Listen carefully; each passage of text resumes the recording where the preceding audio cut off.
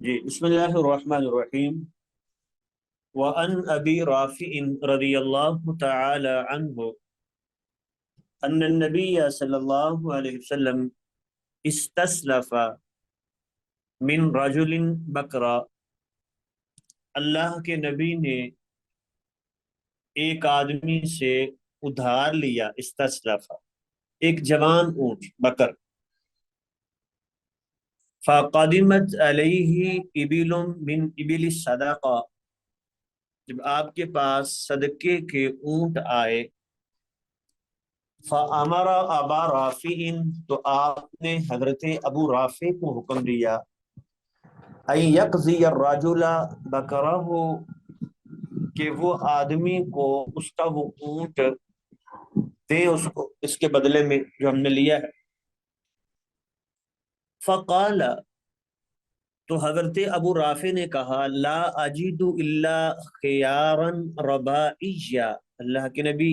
میں نہیں پاتا مگر اس سے بہتر، جیسا ہم نے اس سے لیا تھا نا، ہمارے پاس اس جیسا اونٹ کوئی نہیں ہے، اس سے بہتر موجود ہے رباعی، جس کے پہلے والے چار دانت جو ہیں وہ ٹوٹ کے دوبارہ نکل چکے ہوتے ہیں، تو یہ 7ویں سال میں پہنچ چکا ہوتا ہے،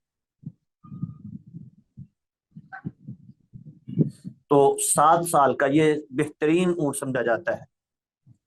تو فرمایا آتی ہی ایاہو، یہی دے دو،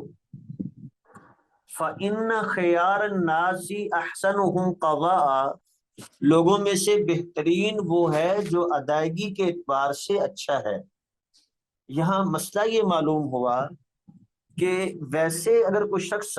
قرض دے کے شرط لگاتا ہے کہ مجھے اس سے بہتر یا اس سے زیادہ دینا ہے تو وہ سود ہے۔ اگر شرط نہیں ہے، ٹھیک ہے، دونوں طرف سے کوئی ایسا نہیں، بعض اوقات لفظوں میں شرط نہیں ہوتی، عرف میں معروف ہوتا ہے، پتہ ہوتا ہے ہونا ایسے ہی ہے، دینا ہے اس نے، تب بھی نہیں، کوئی شرط نہیں ہے، ٹھیک ہے، نہ دینے والے کا یہ ارادہ ہے کہ مجھے اس سے بہتر دیا جائے گا میں تب اس کو دوں گا، پھر ادائیگی کرنے والا اپنی مرضی سے اس سے بہتر دے دیتا ہے، اس سے زیادہ دے دیتا ہے۔ قرض لیا ہے نا 10,000 روپیہ،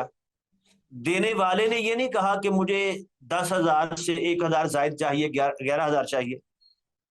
نہیں، لیکن دینے والا اپنی مرضی سے احساناً وہ 11 دے دیتا ہے، تو اب یہ ٹھیک ہے، اب یہ سود نہیں ہے، سود ہے مشروط، ٹھیک ہے، یہاں یہ مشروط نہیں ہے، اس لیے یہ سود میں نہیں آئے گا، تو بلکہ اللہ کے نبی نے اس کی تعریف کی ہے، فَإِنَّ خِيَارَ النَّاسِ، لوگوں میں سے بہترین لوگ، احسنہم قضاء، جو ادائیگی کے اعتبار سے اچھا ہو وہ شخص ہے۔ اگلی روایت ہے حضرت علی رضی اللہ تعالی عنہ سے مروی، یہ روایت ہے کہ رسول اللہ صلی اللہ علیہ وسلم نے فرمایا، کل قرض جر منفعا فہو ربا، ہر وہ قرض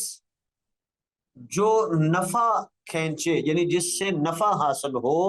فہو ربا، وہ سود ہے۔ اگرچہ یہ روایت ضعیف ہے لیکن اس کی جو ہے شواہد بھی موجود ہیں، اور اس کے معنی پہ بعض علماء نے کہا ہے کہ اجماع ہے کہ اس کا معنی صحیح ہے کہ ہر وہ قرض جس میں ساتھ نفع حاصل ہو وہ سود ہے۔ تو اسی پہ ہم نے بات کی تھی کہ وہ جو مکان گروی لیتے ہیں اور پھر اس میں کرایہ جو مارکیٹ میں ریٹ چل رہا ہے اس مکان کا 15,000 ہے، یہ وہ ہیلا کرنے کے لیے 2,000 کرایہ مقرر کر لیتے ہیں، نہیں میری مرضی جتنا مرضی کرایہ لوں، نہیں، وہ باقی 13,000 جو کم کرایہ لے رہا ہے وہ اس قرض کی وجہ سے ہے، تو وہ سود میں شامل ہوگا۔ کل قرض جر منفعا فہو ربا۔ وَلَهُ شَاهِدٌ ضعیف عن فضالة بن عبید، کہتے ہیں یہ روایت تو ضعیف ہے، اور ضعیف ایک شاہد اس کا ہے جو حضرت فضالہ بن عبید سے مروی ہے بہقی میں، اور ایک اور موقوف روایت بھی ہے عبداللہ بن سلام رضی اللہ تعالی عنہ سے، وہ بخاری میں ہے۔ تو بہرحال میں نے بتایا کہ اگرچہ سندن یہ روایت ضعیف ہے لیکن معنی اس کا بالکل صحیح ہے۔ آگے ہے باب التفلیسی والحجر، انسان کا مفلس ہو جانا، مفلس قرار دینا کسی کو، تفلیس ہے کہ جس کو ہم کہتے ہیں دیوالیہ ہو گیا، یہ فلاں کمپنی دیوالیہ ہو گئی۔ اور الحجر کا معنی ہے اسے تصرف سے روک دینا، کہ وہ اپنے مال میں اب تصرف نہیں کر سکتا، چیز خرید بیچ نہیں سکتا، یہ اس کا بیان۔ اگر کوئی انسان دیوالیہ ہو جائے تو شرعی طور پہ کیا ضابطہ ہے، وہ اس کے جو قرض لینے والے ہیں ان کو کیسے کتنا واپس ملے گا اور کہاں سے دیا جائے گا، یہ ساری باتیں اس باب میں بیان ہوں گی۔ حضرت ابو بکر بن عبد الرحمن وہ حضرت ابو ہریرہ رضی اللہ تعالی عنہ سے بیان کرتے ہیں کہ سمعنا رسول اللہ صلی اللہ علیہ وسلم، ہم نے اللہ کے نبی سے سنا، یقول آپ فرما رہے تھے، من ادرک مالہ بعینہ عند رجل قد افلسا، جس نے اپنا مال بعینہ ہی ویسی ہی شکل میں پا لیا جیسے اس نے دیا تھا، عند رجل قد افلسا، اس بندے کے پاس جو مفلس ہو گیا ہے، دیوالیہ ہو گیا ہے،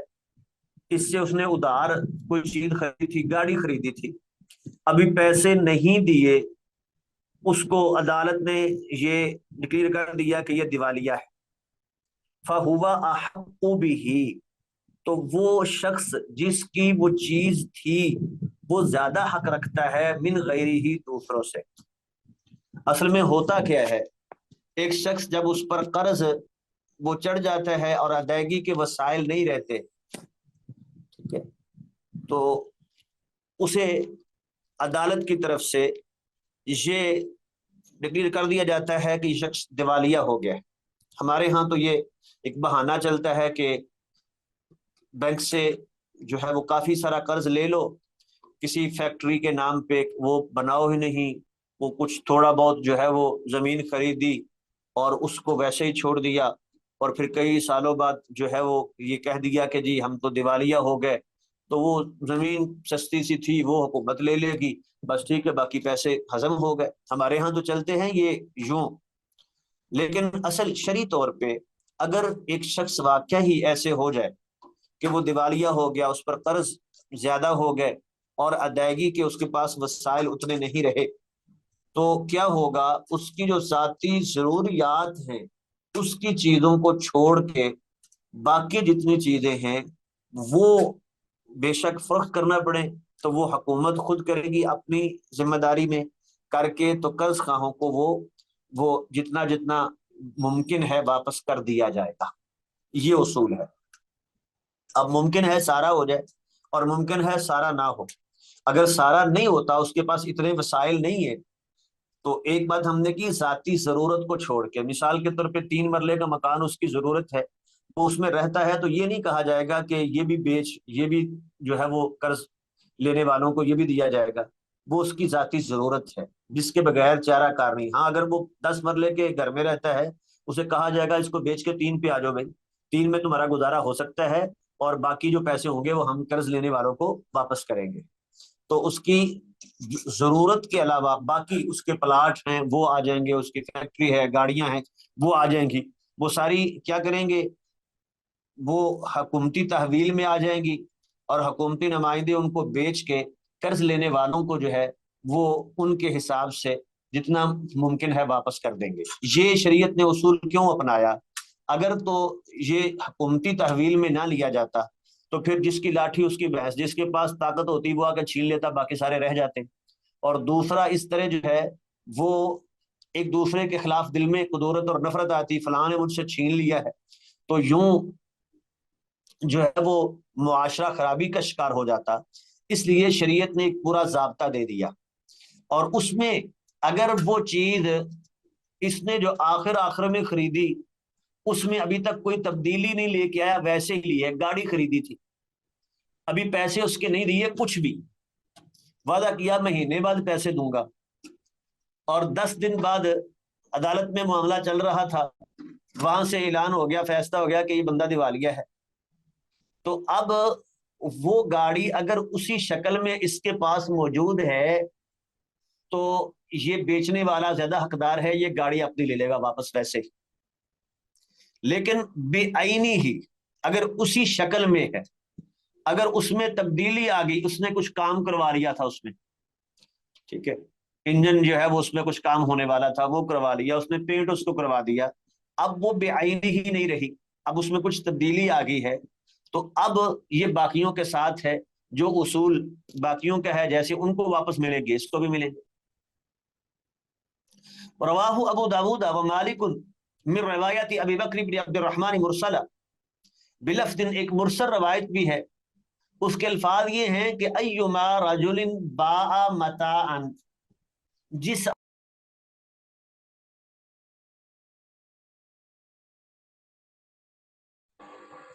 فافلس الذی ابتاعہ، اور جس نے خریدا ہے وہ مفلس ہو گیا، ولم یقبض الذی باعہ بثمنہ شیئا، اور جس نے بیچا تھا اس نے قیمت میں سے کچھ بھی اپنے قبضے میں نہیں لیا، ابھی کچھ قیمت وصول نہیں کی، میں نے ابھی اوپر کہا تھا سارا کا سارا ادھار، اگر آج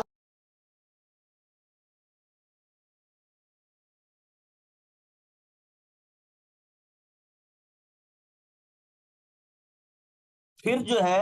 وہ خواہوں کے ساتھ یہ بھی ہے، تو ولم یقبض الذی باعہ من ثمنہ شیئا، اس نے قبضے میں کچھ نہیں لیا قیمت میں سے، فواجد متاعہ بعینہ، اور یہ سامان بعینہ پا لیتا ہے، فہو احق بہ، تو یہ پھر اس کا زیادہ حقدار ہے، یہ وہ سامان ویسے ہی واپس لے لے گا۔ وَإِن مَاتَ الْمُشْتَرِي، لیکن اگر خریدنے والا فوت ہو گیا، ایک دوسری شکل ہے کہ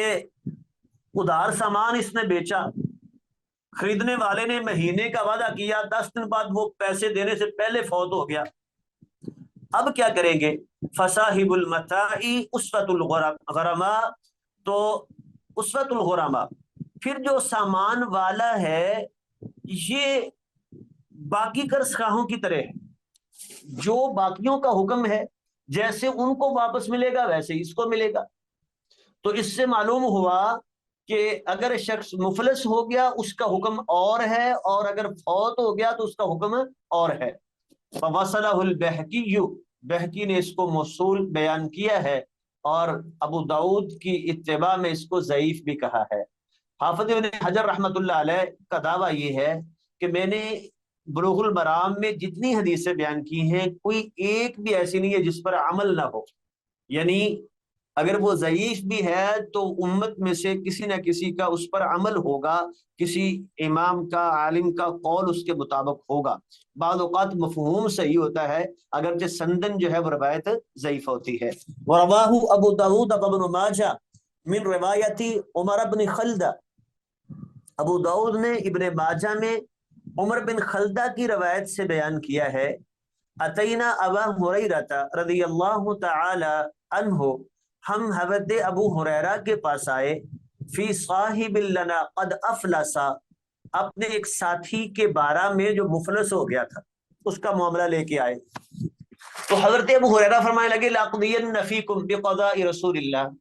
میں تم میں رسول اللہ والا فیصلہ کروں گا جو اللہ کے نبی نے کیا تھا، من افلس او ماتا، جو بندہ مفلس ہو گیا یا مر گیا، فواجد رجل متاعہ بعینہ، اور اس نے اپنا سامان بھی عینی ہی ویسی ہی شکل میں جیسے دیا تھا وہ پا لیا، اس کے پاس وہ زیادہ حق رکھتا ہے، روایت یہ بھی ضعیف ہے، ٹھیک ہے، اس کو اگرچہ امام حاکم نے صحیح کہا ہے، ابو داؤد نے ضعیف کہا ہے، اور خاص طور پہ اس زیادتی کو جس میں موت کا ذکر ہے کہ موت کی شکل میں بھی واپس ہی ہوگا، اس کو ضعیف کہا ہے، تو اسی لیے یہ صحیح بات ہے کہ دونوں میں فرق ہوگا۔ تو بہرحال یہاں کیا معلوم ہوا کہ ایک شخص اگر مفلس ہو گیا ہے اور اس کے پاس جو اس نے آخر میں چیز ادھار خریدی تھی وہ چیز ویسے ہی موجود ہے،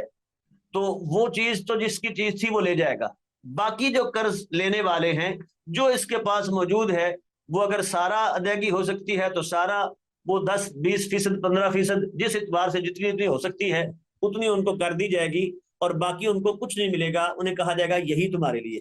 بس۔ عمر بن شرید ابھی ہی اپنے باپ سے بیان کرتے ہیں کہ رسول اللہ صلی اللہ علیہ وسلم نے فرمایا لی الواجدی، پانے والا جس کے پاس مال ہے، مالدار کا ٹال مٹول کرنا، لیون یحل عرضہ، وہ اس کی عزت کو حلال کر دیتا ہے، یعنی اب اس کو بے عزتی اس کی جا سکتی ہے، اس کو باتیں سنائی جا سکتی ہے، وعقوبتہ، اور سزا کو بھی اس کو سزا دی جا سکتی ہے، اس کو قید کیا جا سکتا ہے کہ جب تک ادائیگی نہیں کرے گا تو چھوڑا نہیں جائے گا، ٹھیک ہے۔ دو چار لوگ بلا کے لوگوں میں اس کی بے عزتی کرنا کہ یہ عبادت توڑتا ہے، دیتا نہیں ہے، یہ کب ہے؟ جب اس کے پاس مال موجود ہے لیکن اپنی وہ ذہنی خرابی کی بنا پہ دینا نہیں چاہتا۔ بعض لوگ ایسا ہوتا ہے نا کہ وسائل ہوتے ہیں، دے سکتے ہیں، لیکن عادت ہوتی ہے گندی، نہیں دینا، بہانے بنائیں گے، اگلے مہینے آ جانا جی، اس بار فلاں ہو گیا جی، اگلے مہینے آ جانا۔ تو ایسا شخص جس کے پاس موجود ہے پھر نہیں دیتا، تو اس کے ساتھ یہ رویہ اختیار کیا جا سکتا ہے۔ ہاں، جو بیچارہ واقعی تنگ دست ہے تو اس کے ساتھ نرمی اور شفقت کا معاملہ اختیار کرنا وہ بہت بڑی نیکی ہے، جیسا کہ پہلے حدیث میں بیان ہو چکا۔ اگلی روایت ہے، حضرت ابو سعید الخدری رضی اللہ تعالی عنہ فرماتے ہیں اصیب رجل فی عہد رسول اللہ صلی اللہ علیہ وسلم، ایک آدمی اس کو نقصان ہوا اللہ کے نبی کے زمانے میں، فی ثمار، پھلوں میں، ابتاعها، جو اس نے خریدے تھے، تو پھل اس نے خریدے، نقصان ہو گیا، فَكَثُرَ دَيْنُهُ فَأَفْلَسَ، اس کا قرض بہت زیادہ ہو گیا، وہ مفلس ہو گیا۔ فقال رسول اللہ صلی اللہ علیہ وسلم، تو اللہ کے نبی نے فرمایا تصدقوا علیہ، اس پہ صدقہ کرو۔ فتصدق الناس علیہ، تو لوگوں نے اس پہ صدقہ کر دیا۔ ولم یبلغ ذالک وفاء دینہ، لیکن جتنا لوگوں نے دیا تھا وہ سارا مل کے بھی قرض کے برابر نہیں ہوا کہ قرض کی ادائیگی ہو جائے۔ تو اللہ کے نبی نے فرمایا غرماء کے لیے جو قرض خواہ تھے، خذوا ما وجدتم، جو مل رہا ہے یہی لے لو، ولیس لکم الا ذالک، اور تمہارے لیے یہی ہوگا بس۔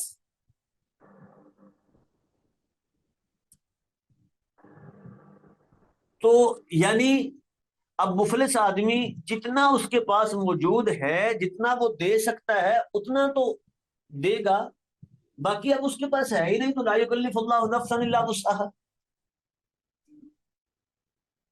ٹھیک ہے۔ تو اب تو اس سے مطالبہ نہیں کیا جا سکتا، ہاں اگر بعد میں اللہ تعالیٰ اس کو دے دے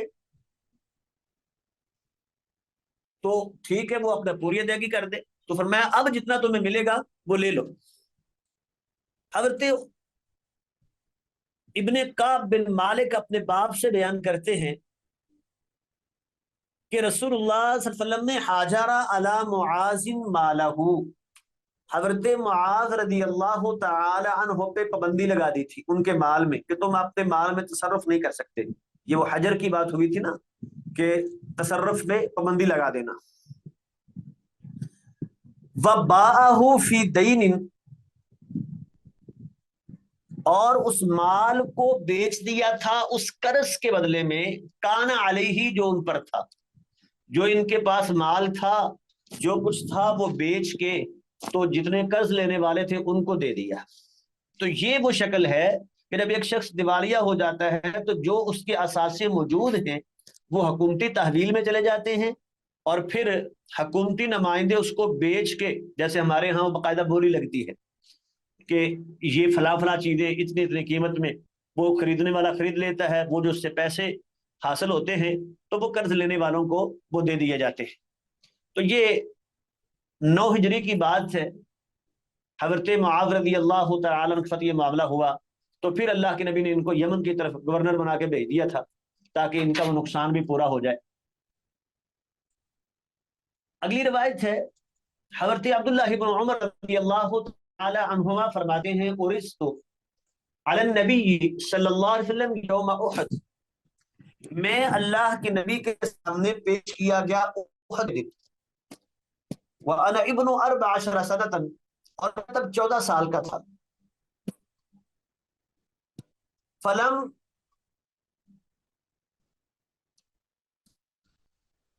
جو جس نے تو آپ نے مجھے اجازت دی، یعنی جہاد کے لیے میں 14 سال کا تھا تو آپ نے مجھے اجازت نہیں دی۔ وَأُرِسْتُ عَلَيْهِ يَوْمَ الْخَنْدَقِ، پھر خندق کے دن بھی میں پیش کیا گیا، تب میں 15 سال کا تھا، فَأَجَازَنِي، تو مجھے آپ نے اجازت دے دی۔ اب یہ حدیث یہاں لانے کا مقصد کیا ہے؟ حضرت عبداللہ بن عمر رضی اللہ عنہ کی روایت حافظ ابن حجر اس لیے لے کے آئے ہیں، یہ بتانے کے لیے کہ مالی تصرفات میں جب بچہ 15 سال کا ہو گیا تو گویا کہ وہ بالغ شمار ہوگا اور وہ اپنے مالی تصرفات کر سکتا ہے۔ اس سے پہلے وہ بالغ نہیں ہے تو وہ اپنے تصرفات نہیں کر سکتا۔ باقی بلوغت کا اعتبار کیسے کریں گے؟ تو 3 علامتیں مختلف احادیث میں جو بیان ہوئی ہیں، ایک ہے عمر 15 سال کی ہو جائے جیسے یہاں بیان ہوا ہے، دوسرا اس کو احتلام ہو، اور تیسرا بعض اوقات یہ دونوں چیزیں معلوم نہیں ہو سکتی،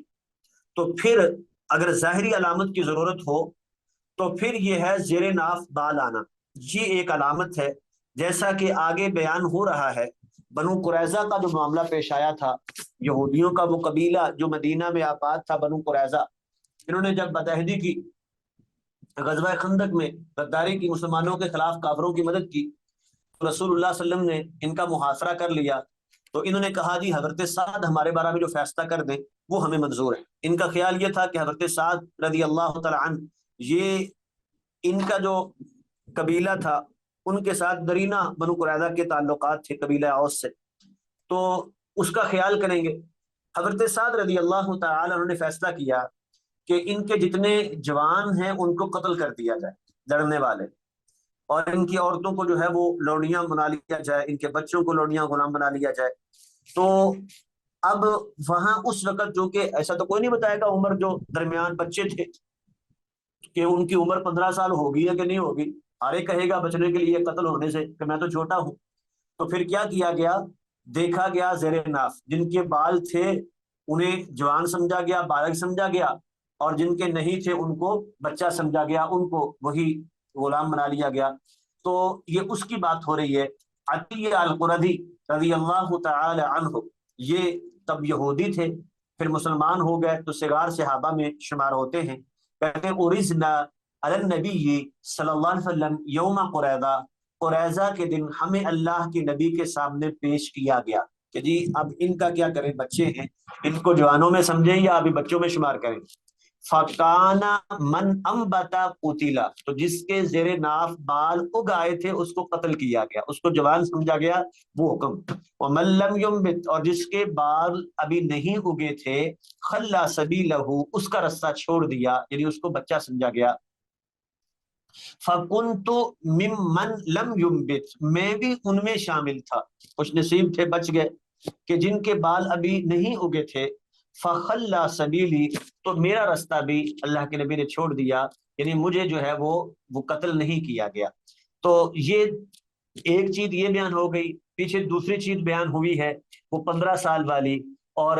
تیسری چیز احتلام، وہ معروف ہے۔ یہ 3 علامتیں ہیں، ان میں سے کسی ایک علامت سے پتہ چل جاتا ہے کہ بچہ وہ جوان ہوا ہے یا نہیں۔ اگلی روایت سے حضرت عمر بن شعیب اپنے باپ سے، اپنے دادا سے بیان کرتے ہیں کہ رسول اللہ صلی اللہ علیہ وسلم نے فرمایا لا يجوز لامرأة عطیة الا باذن زوجها، کسی عورت کے لیے اپنے خامند کی اجازت کے بغیر کسی کو عطیہ دینا، تحفہ دینا، یہ جائز نہیں ہے۔ تو یہ بات ذہن میں رہے کہ یہ یا تو حکم استحباب کے لیے ہے کہ بہتر یہ ہے تاکہ میاں بیوی میں جو ہے وہ کوئی ایسے لڑائی جھگڑا کی یا شک کی صورت پیدا نہ ہو، وہ مشورہ کر لے، ورنہ اپنے مال میں عورت بغیر اجازت کے خامد کے تصرف کر سکتی ہے۔ اس کی دلیل یہ ہے کہ رسول اللہ صلی اللہ علیہ وسلم نے جب وہ عید کی نماز پڑھنے کے لیے آئے ہیں، حدیث میں ہے کہ آپ نے وہ کہا کہ صدقہ کرو، یا معشر النساء تصدقنا، تو عورتوں نے اپنے زیورات اتار کے دے دیے، تو کسی نے جا کے اپنے خاوند سے پوچھ کے نہیں آئی تھی کہ ہم اللہ کے نبی اگر کہیں تو ہم دے آئیں۔ اسی طرح وہ حضرت عائشہ رضی اللہ تعالی عنہا نے جو ارادہ کیا ہے حضرت بریرہ کو خریدنے کا، تو وہ تو بعد میں معاملہ پیش آیا تو بتانا پڑا، ورنہ تو یہ نہیں پوچھا تھا اللہ کے نبی سے پہلے کہ جی میں خریدوں کہ نہ خریدوں۔ اسی طرح حضرت ام سلمہ رضی اللہ تعالی عنہا نے ایک لونڈی کو آزاد کیا ہے، تو رسول اللہ صلی اللہ علیہ وسلم سے نہیں پوچھا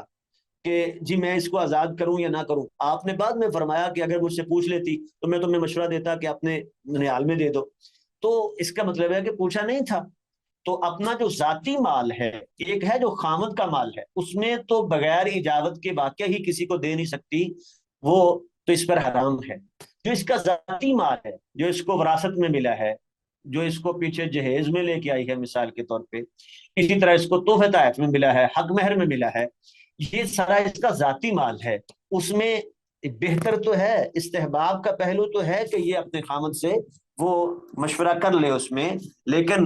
یہ اس پر فرض و واجب نہیں ہے کہ اپنے خامد سے اس میں اجابت لے۔ وفی لفظ، اور ایک روایت کے لفظ ہیں، لا یجوز للمرأة امر فی مالها، عورت کے لیے اپنے مال میں کوئی معاملہ کرنا یہ جائز نہیں ہے، اذا مالا کا زوجها، جب خامد اس کے عصمت کا مالک ہو، جب یہ اس کے نکاح میں ہو تو اس کی اجازت کے بغیر اس کے لیے جائز نہیں ہے۔ ہم نے بیان کر دیا کہ یہ حکم استحباب کے لیے ہے دوسری روایات کی بنا پہ جن کی ابھی وضاحت کی ہے۔ اگلی روایت ہے قبیصہ بن مخارق الحلالی رضی اللہ تعالی عنہ فرماتے ہیں کہ رسول اللہ صلی اللہ علیہ وسلم نے فرمایا، ان المسألة لا تحل الا لاحد ثلاثہ، یہ مانگنا سوال کرنا حلال نہیں ہے لیکن تین میں سے کسی ایک کے لیے۔ ایک ہوتا ہے انسان زکوٰۃ کا مستحق ہو، ہر زکوٰۃ کے مستحق کے لیے سوال کرنا جائز نہیں ہے، ہاتھ پھیلانا سوال کرنا اس کے لیے الگ ضابطہ ہے، اور مستحق زکوٰۃ ہونا وہ الگ معاملہ ہے۔ تو یہ ہے سوال کرنا۔ رجل تحمل حمالۃ، ایک وہ شخص جس نے ضمانت کا بوجھ اٹھایا، کسی کا ضامن بن گیا، یار تم صلح کر لو، یہ جھگڑا یہ تھا کہ یہ اتنے میرے پیسے اس نے دینے ہیں، وہ کہتا ہے میں نے کوئی نہیں دینے، یہ کہتا ہے میں دے دوں گا، تم صلح کر لو، لڑائی جھگڑا نہ کرو۔ فحلت لہ المسألہ، اس کے لیے سوال کرنا حلال ہے، صلح کروانے کے لیے اس نے کچھ اپنے ذمے لے لیا۔ حتی یصیب قواما، یہاں تک کہ وہ مقدار پوری کر لے، جتنا اس نے دیا تھا نا اتنا پورا کر لے۔ اب بے شک اس کے پاس اپنا موجود بھی ہو تب بھی یہ کر سکتا ہے، اگر کہیں نا کہ اپنے میں سے ہی دے تو پھر ایسے تو کوئی بھی نہیں کرے گا کہ صلح بھی کروائے اور اپنا وقت بھی خرچ کرے، اپنی صلاحیتیں بھی خرچ کرے اور اپنے پلے سے مال بھی دے، تو ایسے تو کوئی نہیں کرے گا۔ ثم یمسکو، پھر رک جائے گا جب اتنا پورا ہو گیا، تو اب یہ نہیں کہ اس کو عادت ہی بنا لے۔ ہمارے ہاں ایک خرابی یہ ہوتی ہے کہ جس نے ایک بار کسی وجہ سے مانگنا شروع کر دیا پھر ساری زندگی وہ مانگتا ہی رہتا ہے۔ وَرَجُلٌ أَصَابَتْهُ جَائِحَةٌ، اور ایک وہ بندہ جس پر کوئی آفت آ گئی، اللہ کی طرف سے سیلاب آیا، سارا کچھ گھر بار جو ہے وہ سارا بہہ گیا،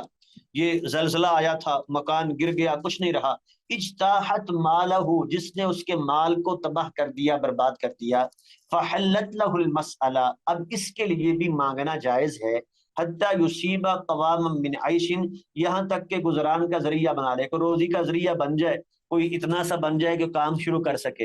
ایک بندہ ریڑھی لگا سکتا ہے تو اتنا اس کو مل جائے کہ وہ ریڑھی لگا سکتے۔ وَرَجُلٌ أَصَابَتْهُ فَاقَةٌ، اور ایک وہ بندہ جس کو فاقہ پہنچا، بھوکا بیٹھا ہے، کھانے کے لیے کچھ نہیں، تو حتیٰ یقول ثلاثۃ من ذوی الحجہ، عقل مند لوگوں میں سے، اس کی قوم کے جو ہے قابل اعتماد لوگوں میں سے تین لوگ یہ گواہی دیں، لقد اصابت فلانا فاقہ، کہ فلاں بندے کو واقعہ ہی فاقہ ہے، واقعہ ہی وہ مستحق ہے، فحلت لہ المسئلہ، تو اس کے لیے بھی سوال کرنا جائز ہے۔ اسی لیے یہ ہمارے ہاں جو مساجد میں یہ سلسلہ ہے نا کہ وہ تزکیہ کہتے ہیں، تزکیہ لے کے آؤ، کہ معروف علماء وہ علاقے کے وہ تزکیہ لے کے، واقعہ ہی ہم اس کو ذاتی طور پہ جانتے ہیں یہ بندہ مستحق ہے، تو اس کا مطلب ہے کہ یہ تزکیہ، یہ طلب کرنا یہ صحیح ہے، اس میں خرچ نہیں۔ جی بیٹا اب اس میں کوئی سوال ہے تو سوال کر لیں، یہ باب مکمل ہو گیا ہے۔ اگلے باب سے پہلے بیوع میں کافی پہلو تھے، کافی چیزیں تھیں، جو سوال ہو سکتے تھے، پتہ نہیں کیوں نہیں سوال کیا سر آپ نے اتنا اچھا بیان کیا، سوال کی گنجائش نہیں۔ ہے۔ چلے ٹھیک ہے جی، چلے ہم یہاں تک رکھتے ہیں، آگے نیا باب ہے چونکہ، آگے پھر شروع کریں گے انشاءاللہ۔ باب الرخصت فی بیع العرایا و بیع الاصول والثمار، بیع العرایا کی رخصت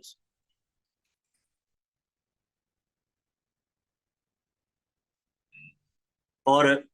بیع الاصول درختوں کو بیچنا، والثمار اور پھلوں کو بیچنا، تو تین باتیں اس باب میں بیان ہوں گی۔ پہلی روایت ہے حضرت زید بن ثابت رضی اللہ تعالی عنہ فرماتے ہیں ان رسول اللہ صلی اللہ علیہ وسلم، بے شک اللہ کے نبی نے رخصا کہ رخصت دی، اجازت دی، فی العرایا عرایا میں، ان تباع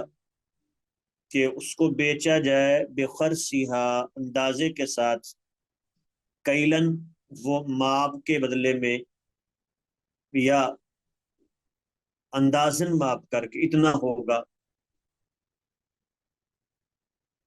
اب یہ بیع العرایا جو ہے یہ حقیقت میں تو بیع المزابنہ ہی تھی، کہ جو پھل درختوں پر موجود ہے اس کو متعین جو ہے وہ وزن کے بدلے میں کہ 20 من مجھے دے دو اور یہ جو درخت پر جتنا پھل ہے وہ تمہارا، تو اس سے روکا تھا۔ لیکن اسی بیع کی عرایا کی صورت میں اجازت دی ہے۔ عرایا کیا ہوتا ہے؟ اہل عرب کا یہ عام معمول تھا کہ وہ اپنے باغ میں سے کچھ حصہ، 1 2 3 4 درخت جو ہیں وہ فقراء کو، مساکین کو، مستحقین کو دے دیتے کہ یہاں سے آ کے تم وہ پھل کھا سکتے ہو۔ پھر عام طور پہ گھر بھی باغات کے اندر ہی ہوتے تھے، تو اب ان فقراء مساکین کا وقتاً فوقتاً آنا جو ہے، وہ صاحب باغ جو ہے اس کو اس سے تکلیف ہوتی، اور دوسری طرف وہ فقراء کی بھی حاجت اور ضرورت ہوتی بسا اوقات کہ وہ وقت سے پہلے وہ ٹوٹنے کا کب انتظار کریں، تو وہ اس سے پہلے ہی وہ متعین جو ہے وہ پھل، وہ کھجوریں وغیرہ لے لیں، اور وہ درخت جو ان کو دیا گیا تھا وہ باغ والے کو ہی دے دیں کہ اس کا پھل تم توڑو، ہمیں اس کے بدلے میں اتنی کھجوریں دے دو، وہ 15 من 20 من جو طے ہو جائے۔ تو اس حدیث میں ہے کہ اللہ کے نبی نے عرایا کی صورت میں اجازت دی، یعنی ویسے تو یہ جو درخت کے اوپر پھل ہے اس کو بیچنا متعین جو ہے وہ پھل کے بدلے میں، مثلا کھجوریں ہیں تو کھجوروں کا درخت ہے، یہ 10 درخت ہیں، یہ تم لے لو، اس میں جتنا پھل آئے گا، جتنی کھجوریں ہوں تمہاری، اس کے بدلے میں مجھے جو ہے وہ 35 من کھجوریں دے دو۔ اب ایک طرف یہ 35 من متعین ہے، اور ادھر باغ وہ کھجوروں کے اوپر سے، درخت کے اوپر سے کتنا پھل ملتا ہے یہ پتہ نہیں ہے، ٹھیک ہے۔ تو اسی لیے شریعت نے اس میں جہالت کی غرض تھا تو شریعت نے جو ہے وہ اس سے روک دیا، لیکن یہ فقراء کی وجہ سے ان کے ساتھ جو ہے وہ شفقت کرتے ہوئے یہ ان کو اجازت دی ہے۔ اسی لیے ایک شرط لگائی کہ یہ 5 وسق سے، یعنی 20 من سے زیادہ نہیں ہوگا، اس سے کم کم، یعنی عام طور پہ جتنا وہ عام ایک ضرورت ہوتی ہے فقیر، اس کے گھر والے وہ سال میں جتنا کھا سکیں، تو گویا کہ اس کی یہ اجازت دے دی کہ یہ لوگ اس طرح اپنے باغ، وہ درخت کا جتنا پھل ہے وہ صاحب، وہ باغ والے کو دے دیں اور اس سے متعین کھجوریں لے لیں، ان کے لیے اجازت ہے۔ ولی مسلم، اور صحیح مسلم میں الفاظ یہ ہیں رخص فی العریہ، کہ بیع العریہ میں آپ نے اجازت دی، یأخذها اہل البیت، کہ لے لیں گھر والے بخرصھا تمرہ، اندازے کے ساتھ کھجوریں، ٹھیک ہے، یأکلونھا رطبا، تاکہ وہ تازہ کھجوریں کھا لے۔ یہ دوسرا پہلو ہے کہ بسا اوقات فقیر کے پاس وہ کھجوریں لوگوں نے صدقہ خیرات دیا جمع ہو گئی، وہ خشک کھجوریں چھواروں کی شکل میں، اب وہ بھی چاہتا ہے کہ وہ تازہ پھل کھائے، روز یہ خشک نہیں کھائی جاتی، تو وہ کسی باغ والے کے پاس جاتا ہے کہ بھائی ایسے کرو، تم نے تو اتار کے بیچنی ہے، تو ان 2-3 درختوں پر اندازے میں تمہاری کھجوریں 15 من ہیں، تو 15 من تم وہ مجھ سے لے لو، یہ خشک ہو کے 15 من بنتی تھی، وہ خشک مجھ سے ابھی لے لو، اور یہ درخت میرے حوالے کر دو، میں آ کے ان سے تازہ کھا لیا کروں گا، میرے گھر والے تازہ کھا لیا کریں گے۔ تو یعنی کبھی تو وہ درخت فقیر کا ہوتا، وہ باغ والے کو دیتا، اور کبھی فقیر کے پاس، وہ مسکین کے پاس خشک کھجوریں، خشک وہ پھل ہوتا، جیسے انگور بھی ہو سکتا ہے، تو وہ باغ والے کو دے دیتا اور اس سے وہ درخت لے لیتا۔ تو دونوں صورتوں میں اس کی اجازت ہے، لیکن آگے ایک شرط آئے گی کہ یہ 5 وسق یعنی 20 من سے زیادہ نہ ہو۔ وہ اگلی روایت آ رہی ہے، حضرت ابو ہریرہ رضی اللہ تعالی عنہ فرماتے ہیں ان رسول اللہ صلی اللہ علیہ وسلم، بے شک اللہ کے نبی نے رخص فی بیع الارایا، بیع الارایا میں رخصت دی، بخرصھا من التمر، اندازے سے کھجوروں کے ساتھ، کہ آپ اندازے سے کھجوریں جو ہیں وہ دے دیں کہ اس درخت پر جو کھجوریں ہیں اگر ان کو اتار کے خشک کیا جائے تو یہ 10 من بنے گی، تو 10 من جو ہے وہ مالک کو دے دے، اس سے وہ درخت لے لیں۔ تو شرط یہ لگائی فی ما دون خمسۃ اوسقین، یہ 5 وسق سے کم کم ہو، یا 5 وسق ہو تو 5 وسق سے کم یا پورے 5 وسق، ٹھیک ہے۔ تو اب یہ راوی کو شک ہے کہ کم کہا یا پورے 5 وسق کہا، تو بہرحال احتیاط کا تقاضا یہی ہے کہ پورے 5 بھی نہ کیا جائے، 5 سے کم کم کی اجازت دی جائے، کہ 5 وسق سے کم یعنی 20 من سے کم ہے تو اس کی اجازت ہے، اس سے زائد کی اجازت نہیں ہوگی، کیونکہ اگر اس سے زائد کرتا ہے تو گویا کہ وہ پھر کاروبار کر رہا ہے، تو اس میں وہ اصول پھر پہلے سے موجود ہے، وہ بیع المزابنہ سے روکا ہے۔ یہ اگلی روایت ہے، حضرت عبداللہ بن عمر رضی اللہ تعالی عنہما فرماتے ہیں نہا رسول اللہ صلی اللہ علیہ وسلم عن بیع الثمار، اللہ کے نبی نے پھلوں کی بیع سے روکا ہے، حتی یبدو صلاحها، یہاں تک کہ ان کی صلاحیت ظاہر ہو جائے، یعنی وہ پک جائے، تو پکنے سے پہلے ان کو خریدنا بیچنا دونوں سے روکا ہے۔ نہل بائع والمبتاع، آپ نے بیچنے والے اور خریدنے والے دونوں کو روکا ہے۔ یہ ہمارے ہاں جیسے آج کل یہ جامن کا موسم ہے نا، تو کیا ہوتا ہے، ابھی وہ کچے ہوتے ہیں، بالکل شروع میں ابھی پھل لگنا شروع ہوتا ہے، تو لوگ آ کے درخت خرید لیتے ہیں، جی یہ میرا 10,000 میں ایک درخت، یہ دوسرا 5,000 میں، تیسرا اتنے میں۔ اب اس میں جتنا پھل آیا، میری قسمت کم آئے زیادہ آئے، تو پھر ہوتا کیا ہے، بسا اوقات اگلے ہی دن بارش آتی ہے، وہ شروع میں تو لگ رہا تھا کہ بہت پھل ہے، کیونکہ اس کے وہ شگوفے سے بہت سارے نظر آ رہے تھے، لیکن وہ بارش آئی، آندھی آئی، سارے گر گئے، کچھ بھی نہیں ہوا۔ تو یہ کیفیت ہوتی ہے، بعض اوقات اس طرح جو ہے وہ خریدنے والے کو نقصان ہوتا ہے، تو اس لیے روکا ہے، بائع اور مبتاع، بیچنے والا اور خریدنے والا دونوں کو روکا ہے، جب تک پھل پک نہ جائے تب تک نہ بیچے۔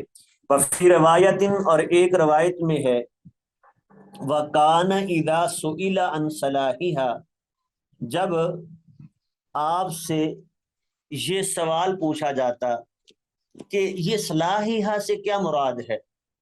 پکنے سے کیا مراد ہے، صلاحیت سے کیا مراد ہے، فرمایا حتی تذہب عاہتها، یہاں تک کہ اس میں آفت کا نقصان نہ رہے، کہ وہ بارش آئے گی تو ختم ہو جائے گا، آندھی آئے گی تو ختم ہو جائے گا، کیونکہ جب پھل پک جاتا ہے نا تو پھر وہ گر بھی جائے نیچے تو بالکل ضائع نہیں ہوتا، کچھ نہ کچھ نقصان تو ہوتا ہے لیکن بالکل ضائع نہیں ہوتا۔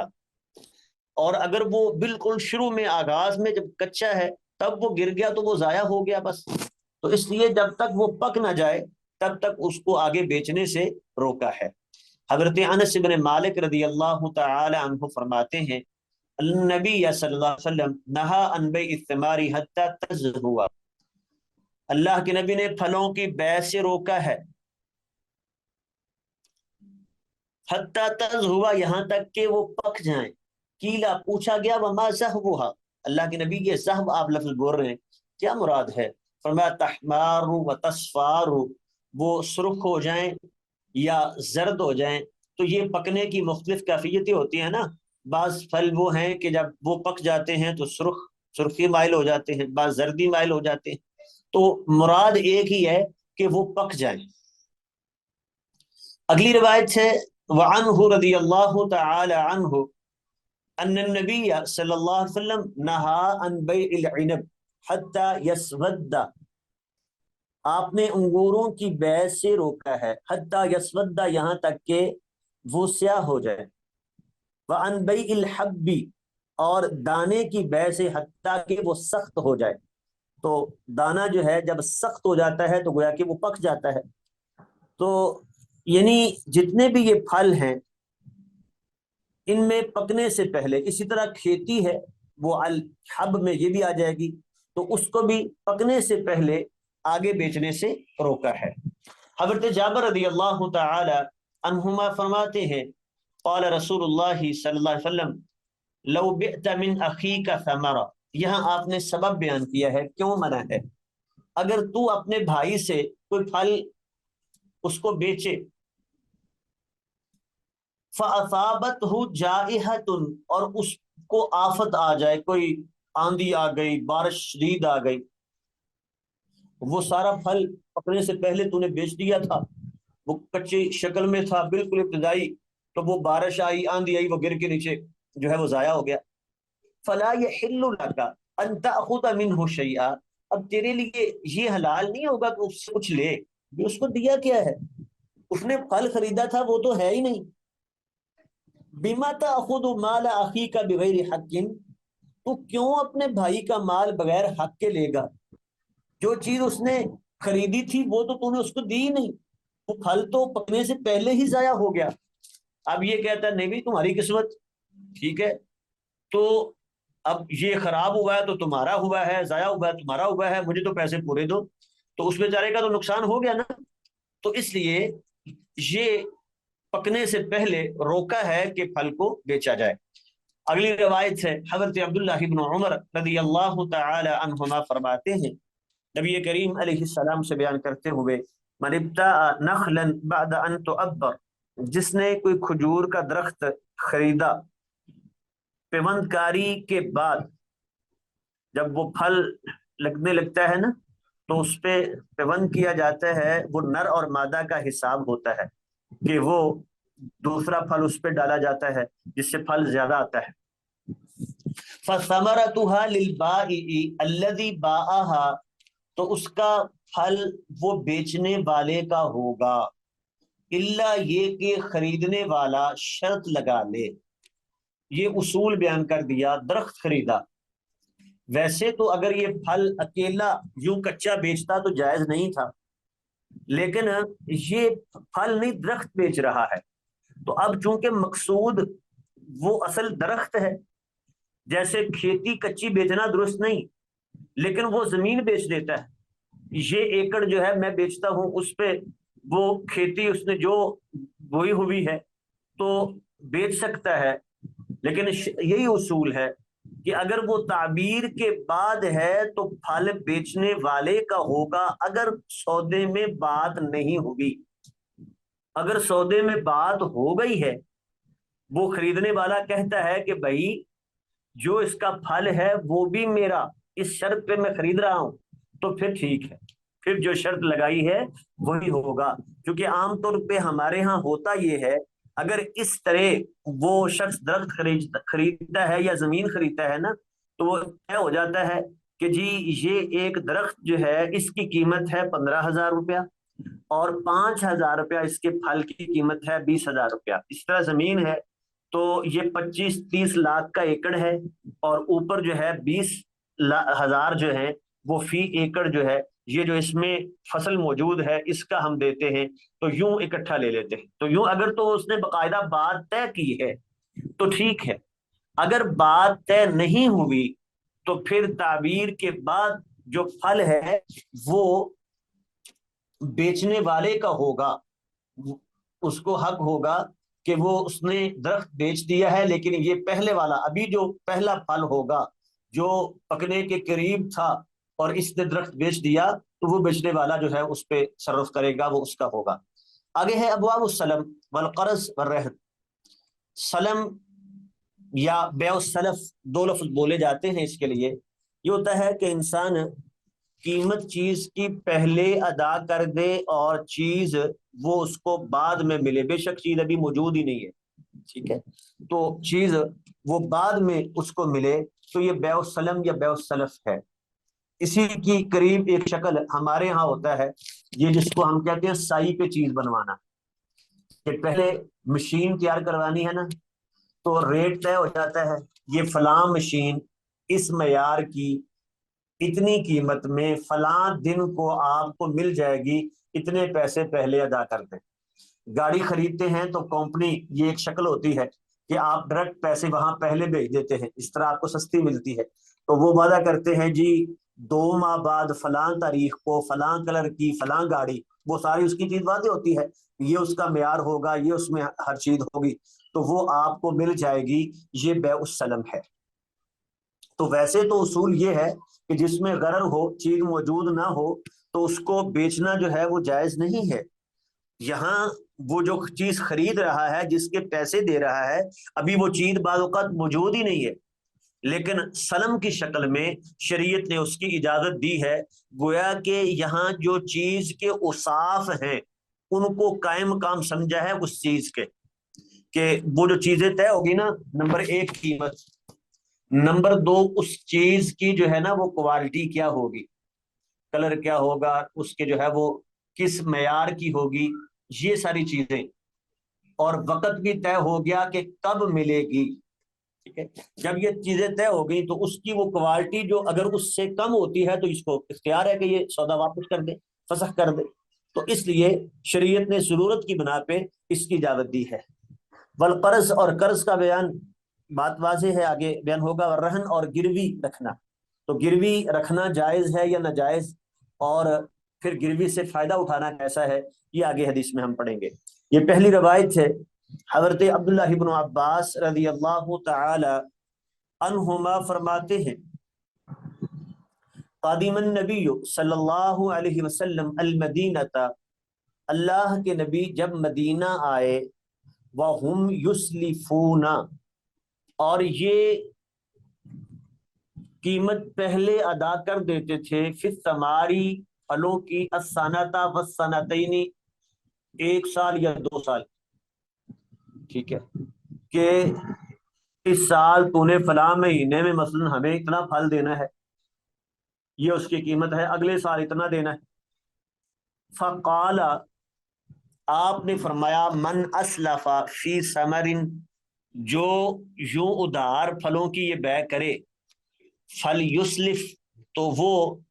یہ سلف ادھار کرے، فی کیل معلوم، متعین ماپ کے ساتھ، متعین وزن کے ساتھ، پہلی شرط اس کی مقدار معلوم ہو، اتنے من اتنے کلو ہوگا، یہ آ گیا کیل معلوم وزن معلوم، الی اجل معلوم،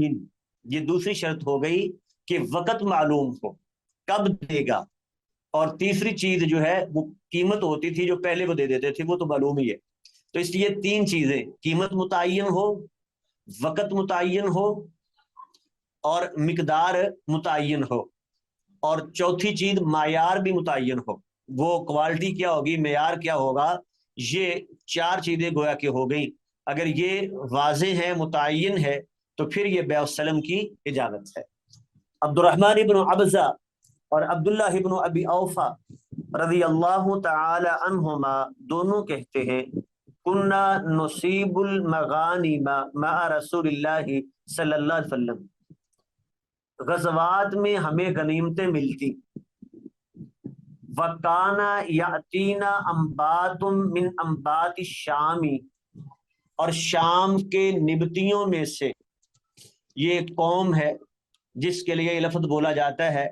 کہتے ہیں یہ اصل تو عربی النسل تھے، لیکن وہاں جا کے یہ ان کا اختلاط ہو گیا، تو نسل ان کی جو ہے وہ خالص عربی نہیں رہی،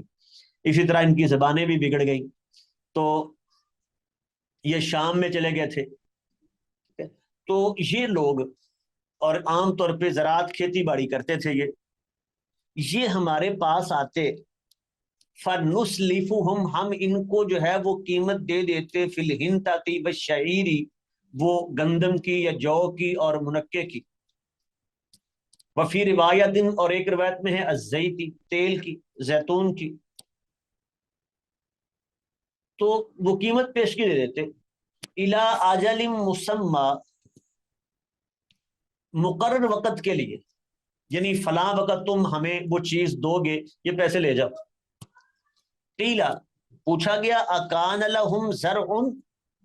جب آپ ان سے یہ سودا طے کرتے تھے تو کیا ان کی اپنی کھیتی ہوتی تھی؟ خود انہوں نے جو ہے وہ گندم بوئی ہو، اس کو کاٹ کے لائیں گے، جو اسی طرح ہوں، کہ لگے ما کننا نسألہم عن ذالک، ہم ان سے یہ نہیں پوچھتے تھے کہ وہ چیز تمہارے پاس ہے یا نہیں۔ تو بیع سلم کی شکل میں یہ جائز ہے، اور اس میں یہ بھی لازمی نہیں ہے کہ وہ چیز بیچنے والے کے پاس موجود ہو۔ جب یہ چیز طے ہو گئی کہ وہ اس معیار کی چیز فلاں ڈیٹ کو دے گا، اتنی مقدار میں دے گا، یہ اس کا ریٹ ہوگا، تو بس ٹھیک ہے، یہ اس کو قیمت ادا کر دیتا ہے، اور قیمت مکمل اس کو ادا کر دے، تو ایسا کرنا جائز ہے۔ اگلی روایت سے حضرت ابو ہریرہ رضی اللہ تعالی عنہ فرماتے ہیں، نبی کریم علیہ السلام سے بیان کرتے ہوئے فرمایا، من اخذ آل الناس اداءها، جو لوگوں کا مال لیتا ہے ادائیگی کے ارادے سے، ارادہ ہوتا ہے ضرورت ہے، میں نے قرض لے لیا ہے، یہ قرض کی بات شروع ہو گئی، میں نے لے لیا ہے تو میں اب واپس بھی کروں گا، جو ادائیگی کے ارادے سے لیتا ہے ادم ہو، تو اللہ اس کی طرف سے بھی بنا دیتے ہیں۔ وَمَنْ آخَذَهَا يُرِيدُ إِتْلَافَهَا، اور جو یہ مال لیتا ہے اور اس کو تلف کرنے کا، ضائع کرنے کا ارادہ ہوتا ہے، دینا کوئی نہیں، لے لو، کون واپس کرے گا ان کو، ٹھیک ہے، پتہ ہے کہ اس نے لے لیا تو پھر واپسی کی بات کوئی نہیں ہے، لیتے وقت تو بہت میٹھا بنتا ہے، بڑے وعدے وعید کرتا ہے، لیکن جب لے لیا تو پھر وہ کبھی ادھر بھاگ جاتا ہے، کبھی ادھر بھاگ جاتا ہے، بہانے اس کے ختم نہیں ہوتے۔ تو جو دینا چاہتا ہی نہیں، اتلفہ اللہ تعالی، تو اللہ اسے ضائع کر دے گا، پھر اس کو توفیق بھی نہیں ملتی، ٹھیک ہے۔ تو جو دینا چاہتا ہے اللہ راستہ بھی بنا دیتا ہے، اور جو دینا ہی نہیں چاہتا پھر اس کو توفیق بھی نہیں ملتی، پھر بہانے وہ پہلے سے بنا رہا ہوتا ہے تو ایسا ہو بھی جاتا ہے۔ اگلی روایت ہے حضرت عائشہ رضی اللہ تعالی عنہا فرماتی ہیں، قالت یا رسول اللہ، انہوں نے کہا اللہ کے نبی، ان فلانا قادم له بز من الشام، فلاں آدمی اس کے پاس شام سے کپڑا آیا ہے، فلو بعثت الیہ، آپ اسے پیغام بھیجیں، فاخذت منہ ثوبین، 2 کپڑے اس سے خرید لیں، بنصیحۃ، ادار، الی میسرۃ، آسانی تک، جب آئیں گے دے دوں گا تمہیں، یہ مطلب ہے۔ فارسل الیہ، تو آپ نے اسے پیغام بھیجا کہ مجھے 2 کپڑے چاہیے، دے دو، فامتنع، تو اس نے منع کر دیا، نہیں جی میں تو نہیں دوں گا۔ اب اس نے منع کیا، تو اس حوالے سے تو شارحین نے لکھا ہے کہ اصل میں وہ یہودی تھا، تو اس کو رسول اللہ صلی اللہ علیہ وسلم سے جو دشمنی واضح تھی تو اس نے اس لیے ادھار نہیں دیا۔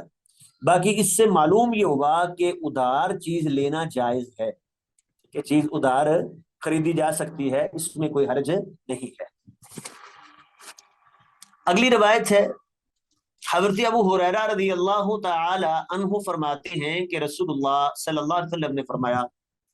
الزہر یرکب بنفقتہ، سواری پہ سوار ہوا جا سکے گا بنفقتہ، اس کے خرچے کے بدلے میں، کب اذا کان مرہونا، جب وہ گروی رکھی ہوئی ہو، وعلی الذی یرکب ویشرب، اور جو سوار ہوتا ہے یا اس کا دودھ پیتا ہے، النفقۃ، خرچہ اس کے ذمے ہوگا۔ دیکھیں یہاں یہ تیسری بات بیان ہو رہی ہے، گروی۔ تو چیز گروی رکھنے کا جواز ہے۔ گروی اصل میں ضمانت ہوتی ہے کہ قرض لینے والا اپنی کوئی چیز وہ بطور ضمانت رکھواتا ہے کہ میں یہ چیز، یہ قرض واپس کروں گا، اس لیے وہ رکھواتا ہے بطور ضمانت۔ اس سے فائدہ کیا ہوتا ہے؟ وہ قرض دینے والے کو حوصلہ رہتا ہے کہ اس کی قیمتی چیز میرے پاس موجود ہے، ظاہری بات ہے وہ لینے کے لیے میرے پاس آئے گا، مجھے قرض واپس کر دے گا۔ تو یہ صرف اس لیے ہے، یہ کاروبار نہیں ہے۔ تو گروی چیز سے فائدہ اٹھانا جائز نہیں ہے، وہ صرف امانت کے طور پہ، گویا کہ ضمانت کے طور پہ ہے۔ ہاں اگر وہ گروی چیز جانور ہے تو چونکہ اب اس میں بڑی مشقت تھی کہ کہا جاتا کہ جس نے جانور گروی رکھوایا ہے وہ آئے، چارہ لے کے آئے، اس کو چارہ ڈالے، اس کو کھولے، اس کو باندھے، اس کا جو ہے وہ گوبر صاف کرے، وہ ہے اس کے پاس، ٹھیک ہے، اور وہ آ کے جو ہے یہ سارے کام کرے، تو یہ مشکل تھی۔ تو اسی لیے شریعت نے ایک آسانی دے دی، کیونکہ یہ محنت اور وہ دودھ یا اس سے وہ سواری وہ قریب قریبی ہوتے ہیں، کوئی اتنا فرق نہیں ہوتا۔ تو چلو یہ جس کے پاس گروی رکھی گئی ہے چیز، وہ اس کو چارہ ڈالے، اس کو کھولے، اس کو باندھے، اس کا گوبر، اس کی دیکھ بھال کرے، اور اس کے بدلے میں وہ گھوڑا ہے اس پر سوار ہو جائے، سواری کر سکتا ہے، اونٹ ہے سواری کر سکتا ہے، دودھ دینے والا جانور ہے اس کا دودھ پی سکتا ہے۔ تو یہ کہا کہ جو سوار ہوتا ہے اور جو دودھ پیتا ہے خرچہ اس کے ذمہ ہوگا۔ تو یہ صرف سواری کی شکل میں یہ اجازت ہے، باقی جو گروی رکھی ہوئی چیزیں ہیں ان سے فائدہ اٹھانے کی یہ اجازت نہیں ہے۔ جیسے ہمارے ہاں یہ مکان گروی دیتے ہیں اور پھر اس سے جو ہے وہ خود اس میں رہائش اختیار کر لی یا اس کو آگے کرائے پہ دے دیا، تو یہ سود ہے، بالکل یہ جائز نہیں ہے۔ بعض لوگ اس میں یہ دھوکہ دیتے ہیں کہ جی دیکھیں یہ تو ایک طرح کا دونوں طرف معاملہ ہے، کاروبار ہے کہ وہ ہمارے پیسے سے فائدہ اٹھا رہا ہے اور ہم اس کے جو ہے مکان سے فائدہ اٹھا رہے ہیں، دکان سے فائدہ اٹھا رہے ہیں، تو یہ جائز کیوں نہیں ہے؟ تو پہلی بات یہ ہے کہ یہ کاروبار نہیں، قرض ہے۔ کاروبار میں شراکت میں اصول یہ ہوتا ہے کہ اس میں نفع نقصان، اس میں قرض دینے والا نقصان میں کوئی شریک نہیں ہے بلکہ نفع میں بھی شریک نہیں ہے، اس نے تو جتنے دیے ہیں اتنے ہی لینے ہیں، ٹھیک ہے، اور اگر اس کے جاتے ہی سارے ڈوب جائے، وہ کاروبار میں لگائے سارے برباد ہو جائے، اگر شراکت ہوتی تو اس کے سارے پیسے برباد تھے، تو اس میں تو نہیں آتا یہ صرف نفع میں شریک ہوتا ہے کہ اس کے مکان سے فائدہ اٹھائے گا، ایک بات۔ اور دوسرا یہ کہ وہ مکان یا وہ دکان کتنے کی، اگر یہی اصول اپنانا ہے کہ جی وہ ہمارے پیسے سے فائدہ اٹھا رہا ہے، تو مکان ہے 50 لاکھ کا، اس نے لیا ہے صرف 10 لاکھ روپیہ، ٹھیک ہے، تو گویا کہ یہ اس کے 50 لاکھ سے فائدہ اٹھا رہا ہے اور اس کو اس نے 10 لاکھ دیا ہے، پھر دینا اس کو 50 لاکھ تاکہ وہ بھی برابر کا فائدہ اٹھائے، تو ایسا تو نہیں کرے گا یہ۔ تو اس لیے یہ گروی سے فائدہ اٹھانا یہ جائز نہیں ہے، بلکہ آگے حدیث آ رہی ہے کل قرض جر منفع فهو ربا، ہر وہ قرض جس میں ساتھ نفع آئے وہ سود ہے۔ ایک اور ہیلا کیا جاتا ہے اس کو حلال کرنے کے لیے، کرایہ 10,000 ہے، 15,000 ہے، تو وہ کہتے ہیں جی ہم چلے 1,500 روپیہ کرایہ رکھ لیں گے، 2,000 روپیہ کرایہ کر لیں گے، تو 8,000 روپیہ وہ کیوں چھوڑا؟ اس پیسے کی وجہ سے، قرض کی وجہ سے، جو اس نے قرض جو ہے وہ لیا ہوا ہے، تو پھر اسی اصول کے مطابق کل قرض جر نفعا فهو ربا، کہ ہر وہ قرض جس میں نفع آئے وہ 8,000 اس کو نفع کیوں آ رہا ہے کہ اس نے وہ قرض دیا ہوا ہے تو اس لیے وہ سود ہوگا, یہ جائز نہیں ہوگا. وعنہ انہی سے روایت ہے رضی اللہ تعالی عنہ قال رسول اللہ صلی اللہ علیہ وسلم لا يغلق الرهن من صاحبه الذي رهنه. لا يغلق بند نہیں کی جائے گی گروی رکھی ہوئی چیز من صاحبه الذي رهنه اس مالک سے جس نے گروی رکھوائی ہے. ٹھیک ہے. لہو غنمه وعليه غرمه اس کا اضافہ بھی اسی کے لیے ہے اور اس کا نقصان بھی اسی پر ہے. یعنی اگر وہ جانور ہے, اس نے بھینس جو ہے گائے اس نے گروی رکھوا دی, اس کے ہاں وہ بچہ ہوا, وہ بچڑا وہ کس کا ہے؟ وہ اسی کا ہے جس نے گروی رکھوائی ہے. یہ ہے لہو غنمہ. اور غرمہ اس کا تاوان نقصان بھی اسی کا ہے. وہ جانور مر گیا تو اسی کا مرا ہے. ٹھیک ہے. اب اس نے گروی رکھوایا تھا تو اس کا تو گناہ نہیں ہے, وہ جانور بیمار ہو کے مر گیا تو یہ نہیں ہے کہ اب یہ کہے گا کہ میرے بھائی جانور مر گیا ہے تو پیسے تمہیں پڑ جائیں گے, تم اتنے پیسے میرے دو. نہیں, اسی کا ہے. لہو غنمہ وعلیہ غرمہ. تو یہ جو پہلی بات کی ہے لا یغلق الرہن, تو ہوتا یہ تھا کہ یہ لوگ جب گروی رکھواتے اور وہ قرض لینے والا جب واپس نہ کر سکتا چیز تو یہ اس گروی رکھی ہوئی چیز کو ضبط کر لیتے. تو اس پہ شریعت نے, اللہ کے نبی نے روک دیا. فرمایا لا یغلق الرہن, گروی رکھی ہوئی چیز کو اس کے مالک سے روکا نہ جائے کہ بس تو نے پیسے واپس نہیں کیے مقررہ وقت میں, اب یہ چیز ہماری ہوگی. نہیں, یہ نہ کیا جائے. اور اگلی بات لہو غنمہ وعلیہ غرمہ, اس کی وضاحت ہو گئی. اس میں کم زیادتی ہوتی ہے تو اسی کی ہے, نقصان ہوتا ہے تو اسی کا ہے.